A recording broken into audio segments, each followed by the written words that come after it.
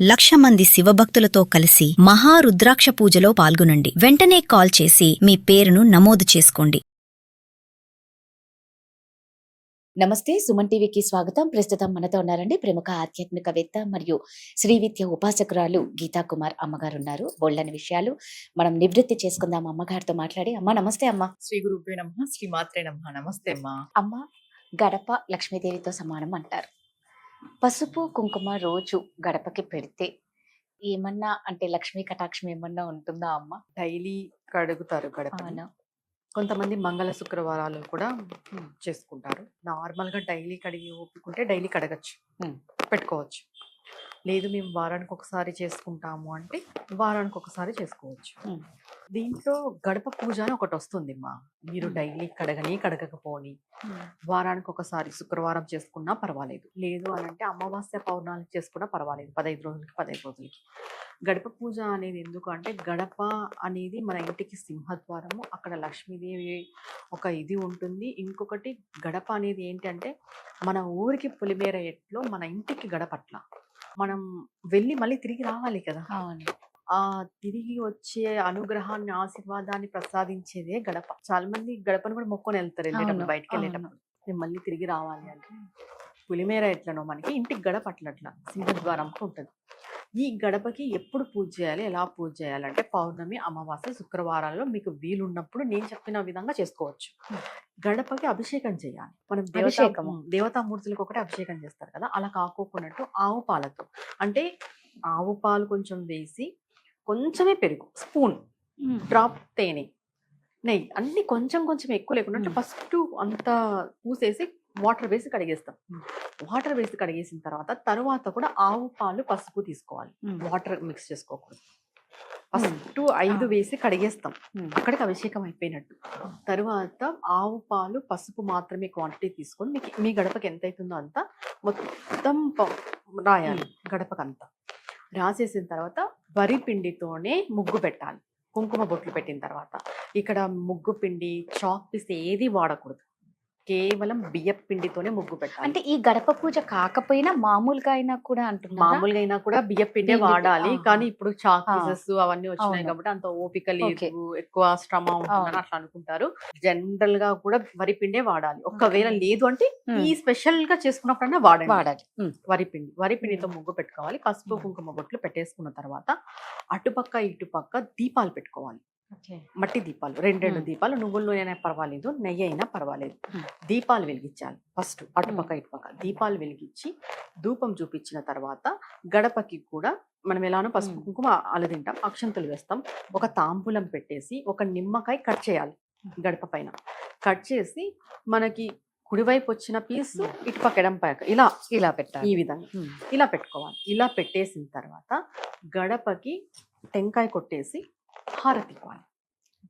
Complete గా మనం దేవుడి రూమ్ లో ఎలా అయితే పూజ చేస్తామో ఇలా గడప పూజ అనేసి కనీసం పౌర్ణమి, అమావాస్య, శుక్రవారాలు కూడా చేసుకోవచ్చు. మాకు ఎవ్రీ శుక్రవారం ఇంత ఇదిగా మేము చేసుకోలేము అని అంటే పౌర్ణమి, అమావాస్య చేసుకున్న చాలా చాలా మంచిది. మరి దీనిని ఎప్పుడు చేయాలి అని ఉంటుంది. ఉదయాన్నే చేసుకోవాలి. సూర్యోదయానికి మునిపే చేసుకుంటే ఇంకా మంచిది. మనం తాంబూలంలో ఏం పెట్టాలి, మీరు వండుకున్న నైవేద్యమైనా గడపకు సమర్పించవచ్చు. లేదు తాంబూలంలో పండ్లు పెట్టైనా సమర్పించవచ్చు. ఇక్కడ హారతే ఇవ్వాలా, టెంకాయ పైన మనం కర్పూరం పెట్టి తీయచ్చు కదా అనే డౌట్ కూడా వస్తుంది.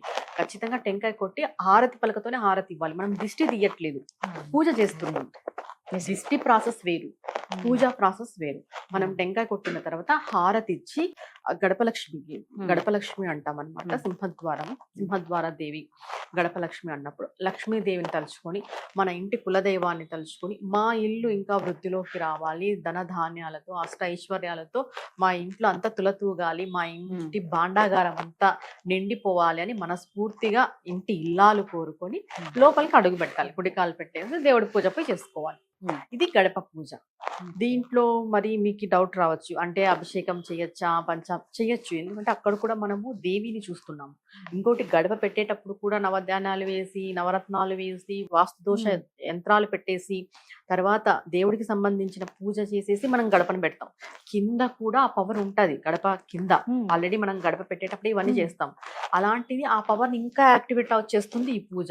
మనం పంచామృతాలతో అభిషేకం చేసి, తర్వాత ఆవు పాలు పసుపు కలిపి, ఇక్కడ ఇంకోటి ఏంటంటే ఆవు పాలు లేకపోతే ప్యాకెట్ పాలు యూజ్ చేయొచ్చా? దొరకపోతే యూజ్ చేయొచ్చు. ఇంకా ఏం చేయలేం కదా. సిటీస్ లో ఉన్న వాళ్ళకి దొరకవు. ఇక్కడ చాలా మంది డౌట్ వస్తుంది, ఆవు పాలే ఉండాలని. ఆవు పాలు లేకపోతే ఎట్లా మరి అనేసి.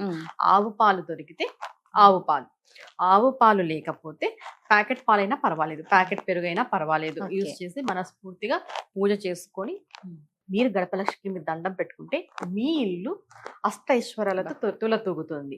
గడపకి పూజ చేసినంత మాత్రం తులతూగుతుందంటే ఏదైనా చిన్న పూజే పెద్ద విజయానికి మెట్టు.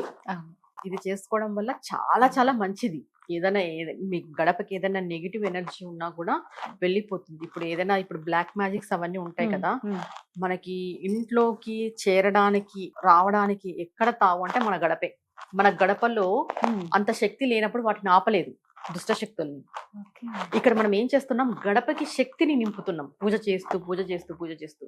అది ఎట్లా, అభిషేకంతో పూజ చేస్తూ ఇంకా శక్తిని నింపుతున్నాం. మనం గడపకి ఎప్పుడైతే శక్తిని నింపుతామో దుష్ట శక్తులు మన ఇంట్లోకి రాలేవు, ఆ శక్తి ఆపేస్తుంది. ఇది శక్తిని నింపే ప్రాసెస్ అన్నమాట. కొన్ని గడపలకు ఇలా క్రాక్స్ లాగా ఉంటాయి, ఇంత పెద్ద హోలు లాగా కూడా ఉంటాయి. అలాంటివి క్రాక్స్ ఉండకూడదు. అండ్ నెక్స్ట్ పూర్వము గడపలకి గుర్రపు నార అని కొట్టేవాళ్ళు అనమాట. గుర్రపు కాళ్ళ కింద ఉండే ఐరన్, గుర్రపు కాళ్ళకి ఐరన్ పెట్టేవాళ్ళు. అది ఎందుకు పెట్టేవాళ్ళు అంటే ఈ గుర్రాలకి ముళ్ళులు అవి ఇవి తగలుకోకున్నట్టు ఐరన్ పెట్టేవాళ్ళు. ఆ ఐరన్ తెచ్చి గడపలకు పెట్టుకునేవాళ్ళు, లక్ష్మితో సమానము అని చెప్పేసి. ఆ ఐరన్ ఏం చేస్తుంది అని అంటే దుష్ట శక్తుల్ని ఆపేస్తుంది. పూర్వము ఈ వ్యాధులు ఎక్కువ కదా, తట్టు గాని ప్లేగు గాని ఇలాంటివి ఎక్కువ వ్యాధులు ఉండేవి కానీ ఆ వ్యాధులన్నిటిని తగ్గించేస్తుంది. ఇంకొకటి, మీరు ఈ గడపకి పూజ చేసే సమయంలో నెలకొక్కసారి వేపాకులు తగిలించుకున్నా కూడా చాలా మంచిది. మెయిన్ గడప దగ్గరే ఆగిపోవాలి అన్ని. దుష్ట శక్తి అయినా వ్యాధులైనా ఏవైనా కూడా ఆటంకాలు గడప బయట ఆగిపోవాలి, లోపల వరకు రాకూడదు. లోపల వరకు వస్తున్నాయి అంటే నీ ఇంట్లో ఎనర్జీ లేదు, నీ గడపలో ఎనర్జీ లేదని అర్థం. అది మనకు అర్థం అవుతుంది. అప్పుడు మీరు ఏం చేస్తారు, ఈ పవర్ ని నింపే ప్రాసెస్ ఇదే పూజ. గడపకి మనం పవర్ ని నింపుతాం. ఇలా మీకు ఇంకా ఇబ్బందిగా ఉంది అంటే ప్రతి శుక్రవారం చేయండి, చాలా పాజిటివ్ ఎనర్జీ ఉంటుంది. లేదు మాకు నార్మల్ గా ఉన్నాం, ఇబ్బంది ఏం లేదు అని అంటే అమావాస్య పౌర్ణమికి చేయండి. ఎటువంటి చెడు దృష్టి పడుకోకున్నట్టు కూడా ఉంటుంది.